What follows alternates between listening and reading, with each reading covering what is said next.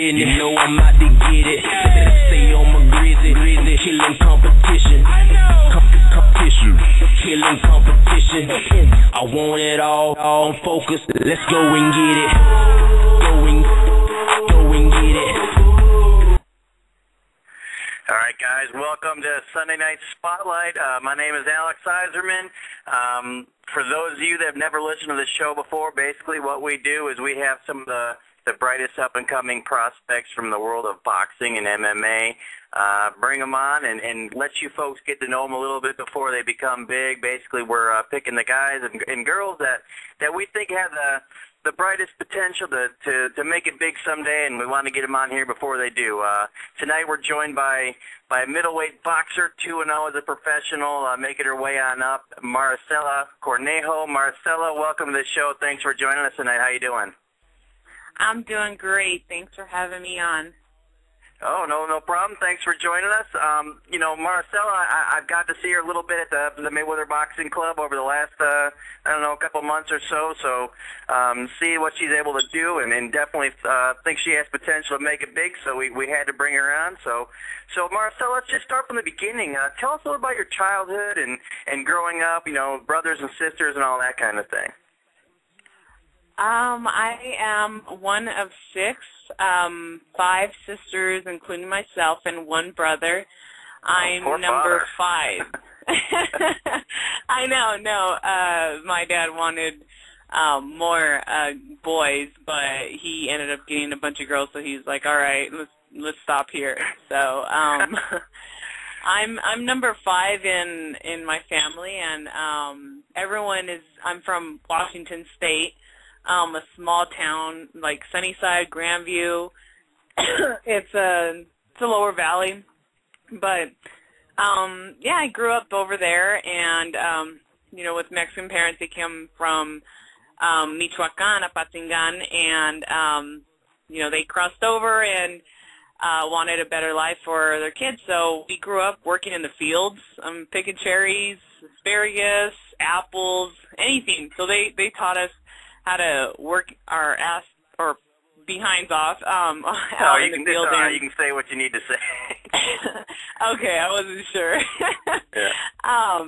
So I got a taste of the hard life of growing up like that, but I'm so thankful. I'm so thankful for that experience growing up, and it only taught us to work harder for what we really want in our lives and not to have that lifestyle, not to grow up and continue that cycle of working in the fields. And I mean, there's nothing wrong with that, but it was a great opportunity growing up, experiencing that. Of course, we did not like it growing up. We didn't like picking cherries and all that stuff. We would like the fields we would work at. I remember my brother and I, we would smash the asparagus so they wouldn't grow, so we wouldn't go work.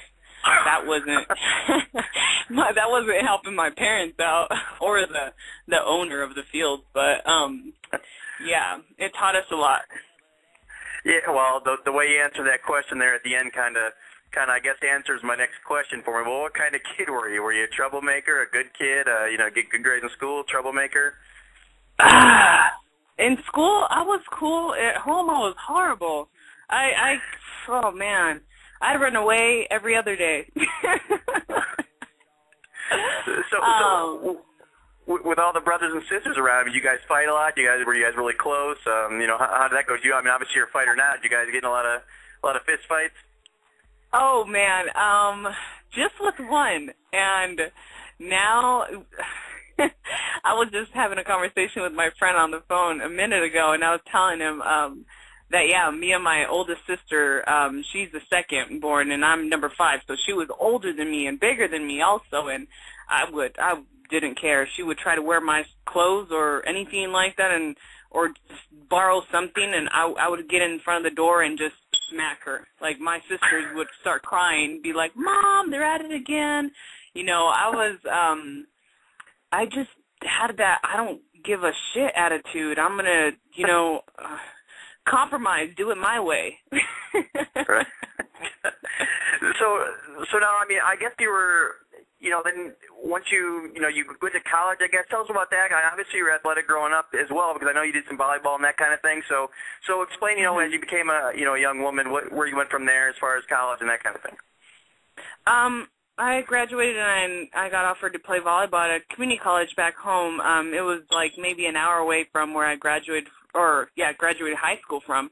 And I played college volleyball, and I've always been athletic. I did a little bit of the softball thing, fast pitch, I guess. I was pitcher also, and then I got hurt my ankle. I busted it, and I ended up moving to Seattle after that. After my 2 years there, I ended up moving to Seattle and working for a lawyer, and then leaving that because it was just too depressing. It was like PIL&I and just sad stories, and I didn't like being in an office all day with just paperwork. I'm a people person, so I got in the fitness industry, and I started working at Bally's and then managing, one of the fitness clubs. And I've always been interested in that, like the fitness industry. And athletic-wise, I love working out. So I went into, after living in Seattle for 2 years, I moved to L.A. and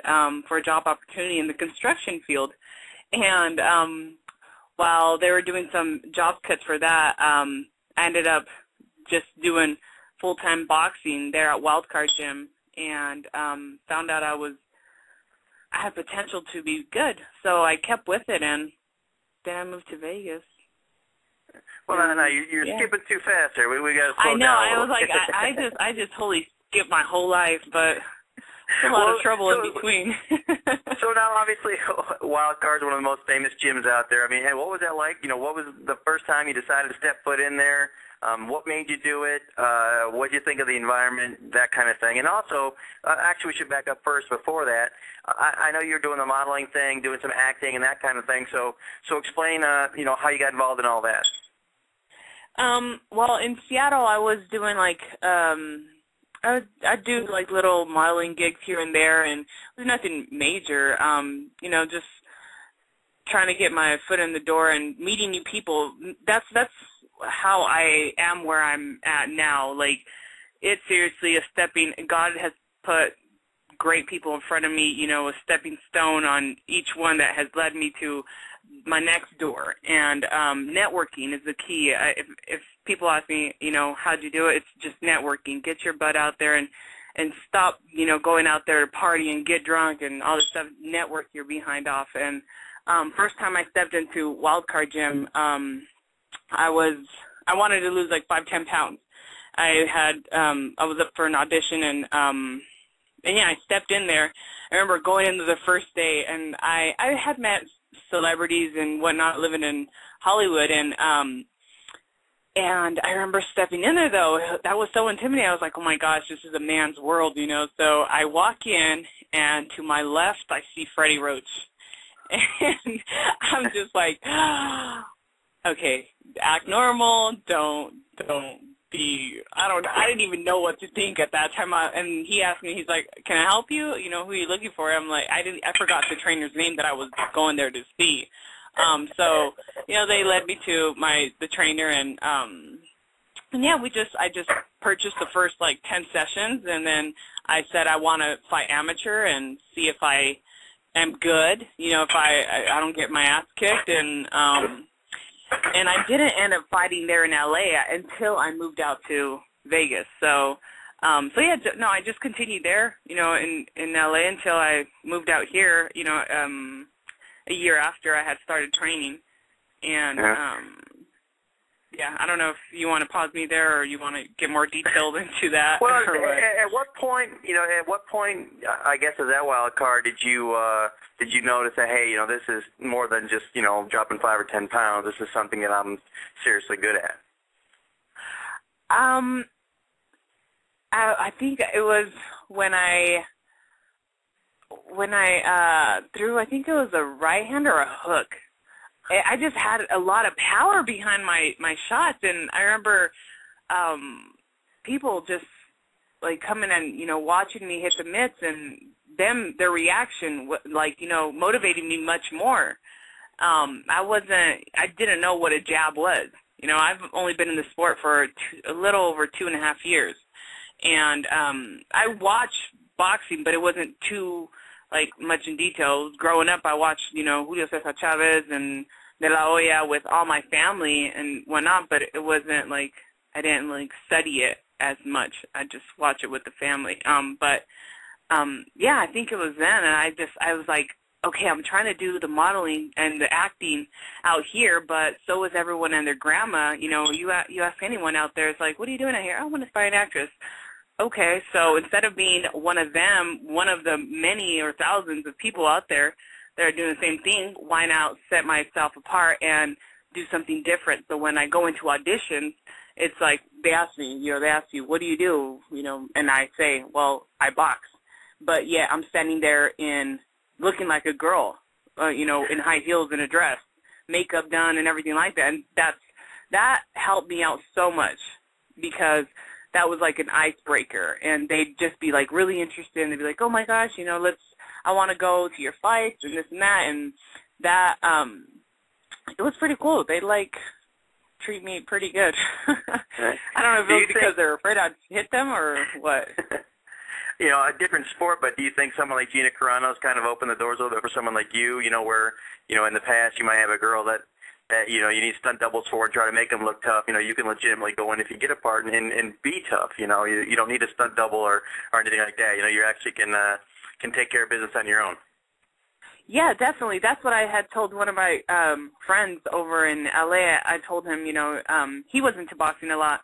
And I told him at that time Gina Carano was big still, and I guess, she was still, I think she had just lost to Cyborg at that time, but her name was still hot out there. And I remember saying, I'm gonna be the Gina Carano for boxing, you know, and that's how I'm gonna literally fight my way through Hollywood like she did. So yeah. So how did you end up in Las Vegas? What made you decide to come out here? I saw at Wildcard Gym that I wasn't, you know, I get it. I'm a girl in a man's sport, whatever, but it wasn't taken seriously, and I would be the one going out to, like, amateur shows trying to get information, you know, asking people here and there. My trainer, you know, he was great and everything like that, but he had guy boxers, and I noticed it, you know, it's okay. I respect that. You're not the one for me, then let me move on. So I did. But the one thing I did not want to do was leave a trail of different trainers because I just don't like that. You know, I want someone in my corner from the beginning to the end. But if they're not taking me seriously, then why do I have to stay there if I'm carrying all the load and they just show up and, you know, do their work, but they truly don't believe in me. So at that time I decided, you know, I'm going to move out here, and I met a trainer out here, and yeah. And I'm not with him, obviously, right now because I'm now with Senior, but things didn't work out. So before that, yeah, let's get into that a little bit. Don't be afraid to talk about it. So you came out here, I guess, at first you went with 50 Cent, that gym, or how did that go?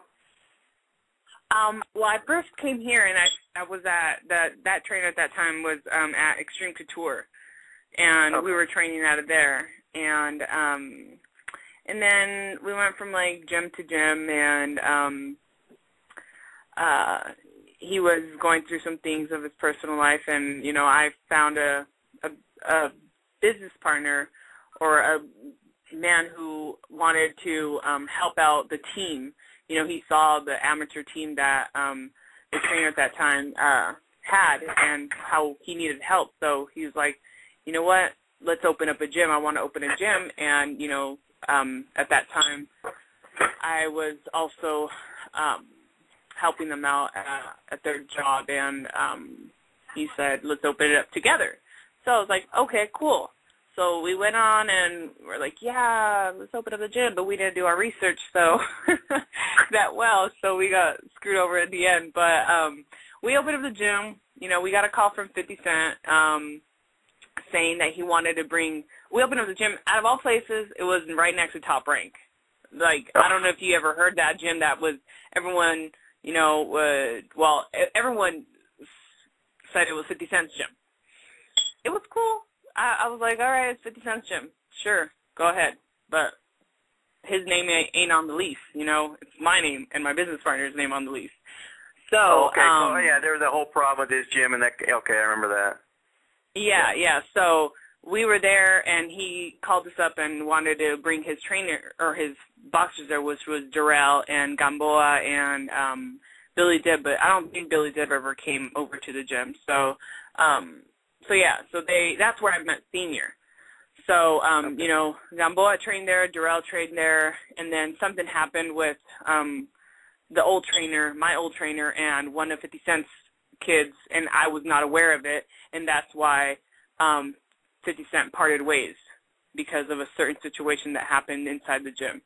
So that happened, and then I find out later on, and then the city was giving us problems about opening it up because of the zoning, was just a lot of stuff. So with the leasing guy, we agreed to disagree and basically dissolve their lease, or 10-year lease. And that's how I got out of that situation and ended up at Mayweather's club, which I'm so thankful for. I'm so thankful for. I mean, it was a great idea. I was 25 years old, you know. I'm still 25 years old. Has my own gym, and going, you know, up on the boxing scene and whatnot, and having 50 Cent in my gym. So it was a great experience. I learned so much from it. Do I recommend it? Not really.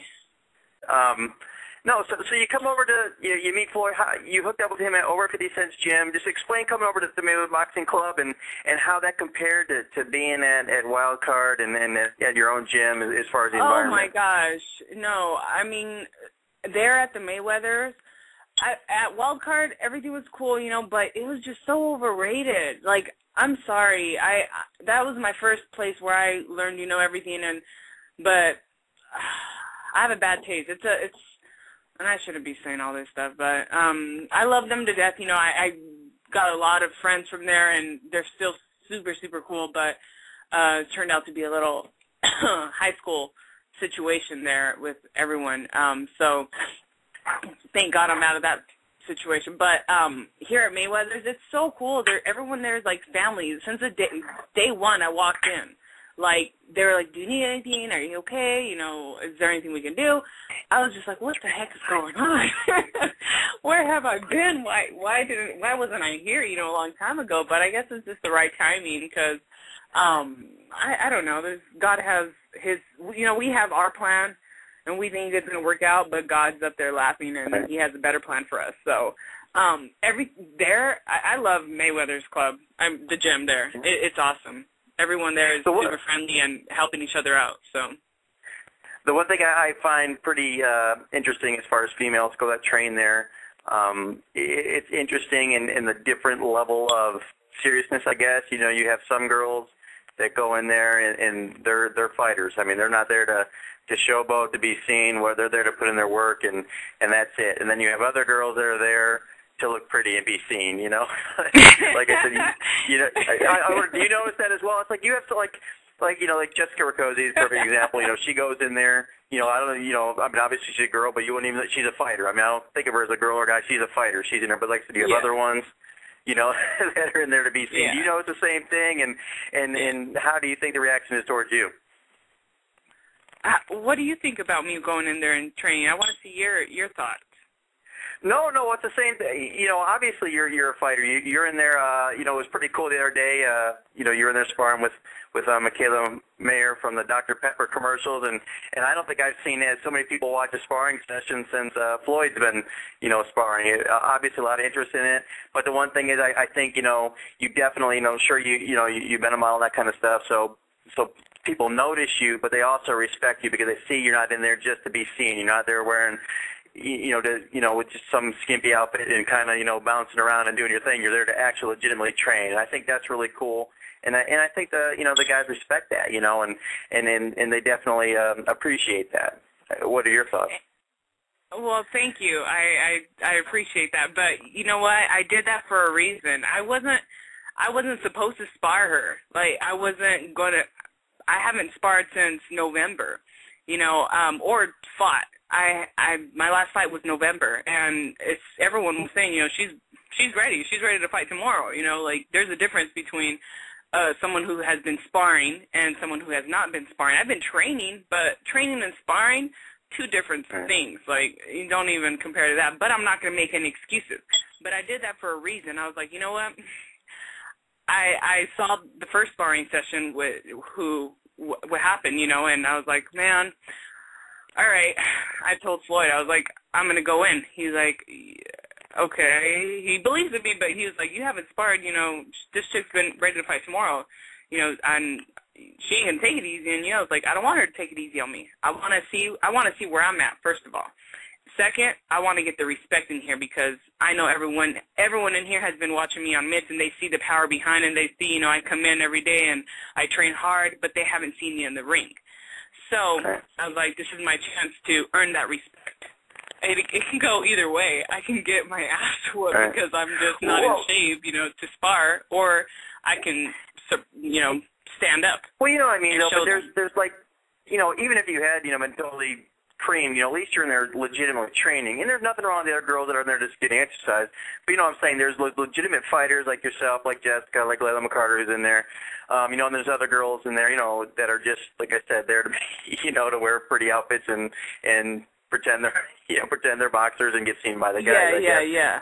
I mean, do you notice that? And I don't know, what are your thoughts on that? You know, as far as being a, you know, an actual competitive female boxer.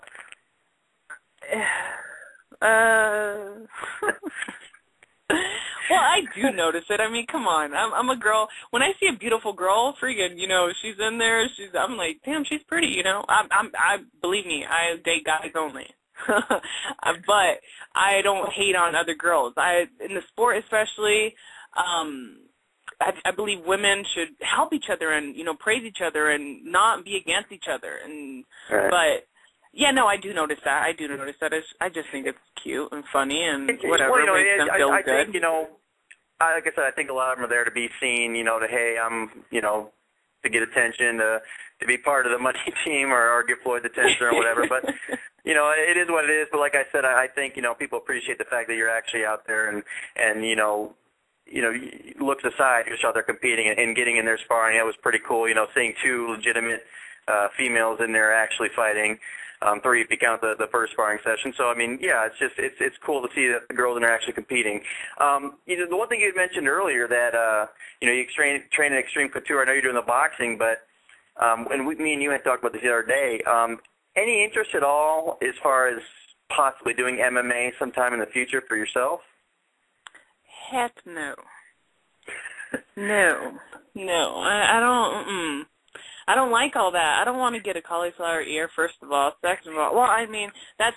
You're not going to get. Well, you're not going to train enough. I know, that's why I'm wrestler. like, I shouldn't say that, but that probably won't happen. But I don't. That's too much touchy-feely, nasty sweat stuff all over, and her junk on my junk, or their junk on my face, and someone farts. I'm good. No, stay away, and just jab.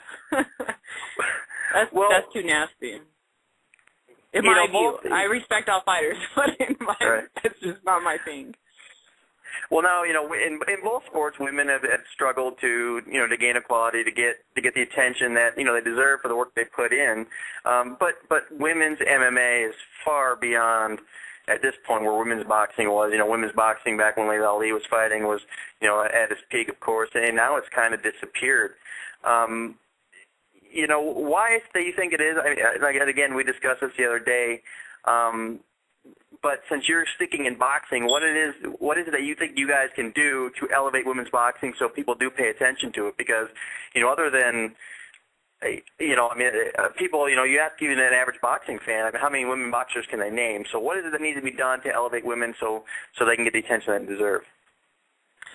Well, I believe that Dana White is doing a great job on not I spoke to a friend who does the MMA and UFC and pretty involved in that, and what he's doing is just buying out all the leagues or whatnot. I don't know what their correct term is, but and he was a boxing promoter or a boxing manager or something like that. He saw the politics. He saw how, you know, dumb it was of the rules behind it and how they set it up, and they don't score it fairly. You know, some fights you're just like, really? Like Bradley and Pacquiao, you know, that there's many fights, you know, Marquez and Pacquiao, some of those fights, you know, it's just politics, and it's ridiculous. So people are losing respect for it. So that's why they go to the UFC or the MMA thing, and, you know, because I believe the fights that I've watched at least are scored, and the winner is a winner, you know. So also with, what's her name, Ronda Rousey, you have a beautiful woman, you know, who can beat any guy's ass. And believe me, guys want to watch that. They don't want to watch, they don't want to, a lot of guys I've heard that they don't want to watch two not so good looking fighters go in there. They're more interested in watching a hot girl or, you know, beat up somebody else. So, but I think women, we still have quite a ways, but the women's boxing now is in the Olympics, so I hope things will change, and we just need to speak up and continue to work hard and fight, you know, and be good, not just, you know, there needs to be technique behind, you know, if you're a pretty fight or if you're a pretty girl, you have to know how to fight. You can't just throw in a pretty girl in the ring and she's going to be swinging all crazy. She needs to be a good fighter, have that technique, and that's where it's just, like, impressive, and people will want to put her on the cards and whatnot. But if you have a, you know, a pretty girl that doesn't have technique, people are not going to respect us. So that's why I think nobody has, you know, no one has had that other than Ali, you know, Layla Ali. So Lucia Reitzker, I mean, she was great. She was great, but she really wasn't too much up there as much as Ali was. Yeah, well, touching on what you said at first, I think, you know, sure guys don't mind attractive females when they're fighting, as long as they can fight, but I'd rather watch two really ugly females fight that can fight than watching two pretty girls dance around and, you know, throwing, you know, windmill punches and pulling hair, you know, whatever. So, you know, I think that kind of, I agree. You know, and that's the benefit of you. You know, you have the best of both worlds. You know, you're still, you know, hard to look at, but then you can actually fight. So that's certainly a plus in your corner. I mean, obviously the females in you know, in boxing and MMA that have gone the furthest have all been, you know, attractive. You know, from Gina Carano to Ronda Rousey, Miesha Tate in the UFC or in MMA. And then in boxing, you know, the Mia St. Johns and Layla Ali's, you know, and you know, most of the females there that have gotten the biggest, you know, have been attractive too. So, you know, that certainly doesn't hurt. And the one thing I had mentioned to you the other day that I think is killing women is that, like you said, none of them speak up. You know, those women promote themselves. Ronda Rousey is everywhere. She's not afraid to say what she thinks, like it or not. You know, Miesha Tate, Gina Carano, they're always out there. They're always accessible. You can see them. Women boxers seem like they want to, you know, be in a corner and not bother anybody and not rock the boat and that kind of thing. And it's hard to get attention if you don't draw it to yourself. Yeah. What's that? Yeah, definitely. They play it safe. And they don't speak their mind because they're afraid, you know, they're going to hurt somebody out there. But it's not about that. Everyone's never going to agree with you. You know, it's your view. It's your point of view. Nobody has to say you're right. You're right in your view. As long as you speak your mind and you believe in what you're saying, go ahead. Speak up. You know, in a perfect example would be Muhammad Ali. Was there anybody that was probably disagreed with more by a bunch of people in his time than him? And, you know, he's the most respected and, you know, not only boxers, but people, period, in the world right now. So, yeah, you certainly got to, you know, toot your own horn, and if you don't, no one else is going to, and that's the problem I see with women. You know, the other thing I see is I just don't think there's enough talent in there. You know, and no disrespect to you at all. You're obviously just starting, you're 2-0, but looking up, you know, you're 15th ranked. You know, in the box rank, you know, middleweight rankings, you know, and I just couldn't see a 2-0 boxer in the men's side being ranked that high. So, you know, you'll see sometimes you'll see these girls with upside down records and they're world champions, and that's one thing. I think maybe the depth and the, you know, and the lack of actually quality women out there. But, you know, I just don't know that's anything that's going to change, you know, because there's not a lot of women out there like you that want to get out there and fight. I mean, do you see enough women out there interested? I don't. It's so hard to find opponents. Oh my gosh, it's so hard to find opponents. And it's so hard, one, to find opponents, second of all, to get on a card. Thank God. I'm so thankful that, Junior is going to be, there's great things hopefully going to happen there. But his father spoke to him, and I think he's watched me train in there. But I think his dad told him too. He's like, no, I'll tell Junior. I'll tell him what time it is, and that what you're going to become world champion. And I love Senior. Senior's awesome. Senior's so cool. He's so real. Yeah, and just in the last couple of minutes here, let's just talk about that. So you're looking to fight either May 3rd or May 4th. Is that correct on one of the cards there with Floyd and Guerrero? Oh, on May 3rd, shoot. I'd probably have a heart attack if I was on that card, the Guerrero fight. No, on May 3rd, and I was just texting one of my friends right now, to get information to ask Junior what's next, what's, the info for what do I need to do, what needs to happen, and so I'm going to probably be hearing back from them tonight, and yeah, so I'm just waiting to hear back. But I'm so excited, and my family is so excited. Everyone is just like, dang, they watched me from Washington State. They've seen me since day one. I was like, let me try this boxing thing. And they've seen my ups and downs and detours, and oh man, I love it though. I love it. How were they with you getting into fighting? I mean, especially your father. Was he okay with it? They, and my mom was like, I'm never going to go watch you. And now she's like, I booked my fight. So, in the beginning, they did not like it. They weren't, it was hard for them to swallow, but, they saw that I was like, they thought it was just going to be a phase, but they're like, oh crap, she's really serious. Going pro, okay. And then, they watched my fight, from Atlanta, my first pro fight, and, they're like, okay. I think you got a shot here. So they've seen, how I've continued to progress, and certain things happening, good things, blessings, and so they're right behind me. They're rooting for me. They're awesome. I love my family. Yeah. I love my people out in Washington as well. Well, now obviously, you're just 2-0, but you're already going to be on one of Floyd's cards, and so obviously you're heading in the right direction. Just last thing, I mean, this fight here, is that obviously the bright lights are going to be on you. It's not the May 4th card, but there's still going to be a lot of attention, tons of media in town, so they're all going to go see the May 3rd card too. Do you feel the extra pressure? And, with an impressive performance, do you see yourself, how far away are you from being a legitimate, title contender? As soon as they hear my name and they see me fight, really. I'm ready for this. And some people may be like, okay, who is she to come into the boxing, only 2 years behind her and everything like that. But you know what? I pick up pretty damn quick, and I work my ass off. Like, you're not there to see me, wake up early. You're not there when senior night go to the mountains. You're not there. I don't have to apologize to anybody for getting as far as I have, in such a short time, because believe me, I respect everyone who has been, all the women out there, all the girls that have been boxing for years and years and years, and they have not had their big moment, or their name out there, or just get enough attention or something. I don't know. I respect everybody, but don't go on and disrespect me just because I don't know, God has been helping me through. I got the biggest man in my corner. That's my relationship with God, really. So, but no, I'm ready. I'm ready for this, and I can't wait, and I'm so excited. I'm so excited. Well, and very last question, do you feel, obviously being being attractive helps you in certain ways, but do you feel it's a negative, or you have to work harder to kind of prove yourself to some people to say, hey, I didn't just get here because of the way I look, I got here because of my talent? Do you feel that, or am I just way off?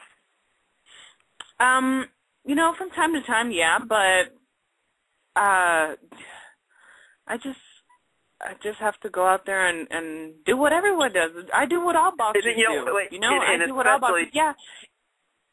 And especially, and I won't name any names, but maybe from some more accomplished boxers, females that aren't that attractive. Do you feel maybe they have resentment because they're like, man, I've been busting my ass for years and no one pays attention to me, and this girl's got 2 fights and people are already paying attention to her? Girls are going to be girls, and I don't have that many girlfriends for that reason, because some girls are just, they get jealous. I mean, I don't know. If they do, I don't know. If I'd be happy for anyone, you know, yeah, I'd continue to work my behind off. Yeah, I'd kind of be like, dang you, damn it, you know, I've been working my behind off. If you're not human, then you wouldn't feel that. But if you're human, you're going to feel that a bit, especially if you're, you know, you love the sport and you're good at having gotten the attention. You're going to have... You there? Yeah, I'm Hello? here. Okay, we lost you there for a second. I didn't hear the last thing you said. No, I'm just hoping that, you know, at the end of the day they drop that and they unite. You know, it's women's boxing moving up. So yeah, but no, I think it does help me a bit. I'm not gonna lie. I'm gonna, you know, say that, yeah, it does help me being okay, good looking. I'm not gonna praise myself because I don't believe. Anyways, I work my ass off. That's just it. Right. Well, we're definitely looking forward to the May 3rd card. It sounds like it's a great opportunity for you. You know, for those that don't know you, it's certainly going to get a lot more exposure for you. So best of luck with that. Excuse my dogs; they're going a little crazy.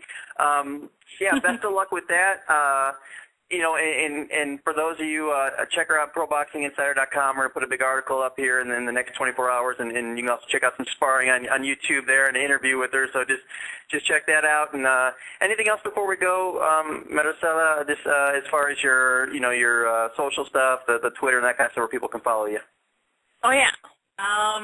The Twitter and my Instagram are the same. It's at Maricorn, MARICORN. My Facebook is, I believe it's Facebook.com/Maricela.tv. Go ahead and like that. And you'll get the latest news and pictures and whatnot. I'm pretty active on my Instagram. I discovered that thing not too long ago. Now I'm so addicted to that. It's so cool. All right. And anything else you want to add before as we wrap up? Thank you, everyone, for tuning in and supporting. So lots more to come from me, that's for sure. All right, we appreciate Maricela. Best of luck to you. I'll see you very shortly. But like I said, guys, check out the ProBoxingInsider.com. We'll have tons more stuff and keep you updated with her. And check out her stuff, and she can tell you herself what's going on. So we appreciate it. Thanks to Maricela Corn, and we will, of course, Cornejo, and we will talk to you all next week with another up-and-coming fighter. We appreciate it.